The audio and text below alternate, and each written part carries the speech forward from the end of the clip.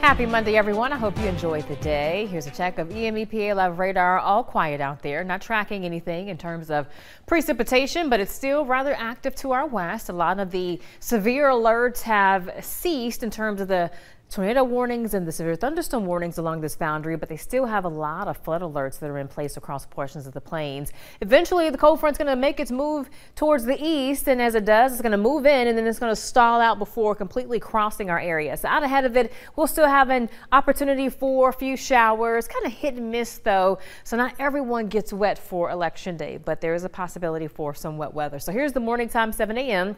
We could start out with a few clouds in the morning, maybe some patchy fog. Otherwise, throughout the afternoon, here's midday. We could have a mix of sun and clouds. A spotty shower is not ruled out. And then we'll have our best opportunity for some hit and miss showers by the evening. So here's 5 o'clock. See a little bit more in the way of green showing up again. Not everyone getting wet, but we'll have that chance for a few showers. And we'll keep that same setup through about 7 o'clock. So again, if you're heading to the polls, be mindful the shower could find you. So have an umbrella or grab a jacket with the hood. And the better opportunity for wet weather will be in the evening. And then from that point, we're expecting things to wind down, and we'll keep some spotty showers in our forecast as we go through the rest of this week. Now, as far as the tropics, we're still keeping a close watch on this system. Our newest tropical cyclone, it is a tropical storm. It's called Tropical Storm Rafael. It is prompting many tropical alerts across the Caribbean, including Cuba, that now sits under a hurricane warning. It's been upgraded, and also we do have a tropical storm watch in place for the Florida Keys. So here's a close view. This is a first alert look at the latest advisory.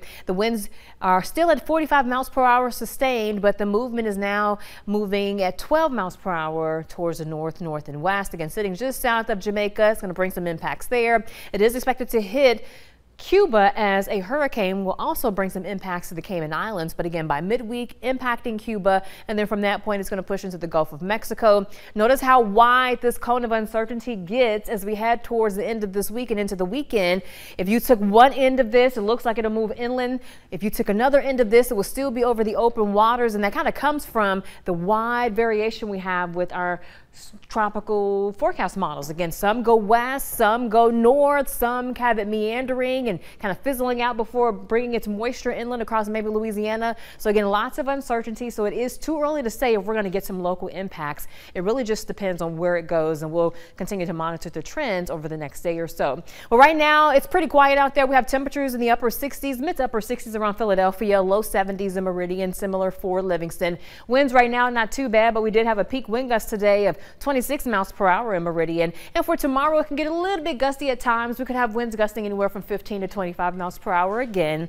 So you may have to hold on to your voted sticker if you don't quickly stick it on your shirt. But again, overnight lows will bottom out into the low to mid 60s, about 15 to 20 degrees above the average. Highs tomorrow about 10 degrees or so above the average or close to it. So it's going to be an unseasonably warm day, and again, record challenging. The standing record for Meridian is 83.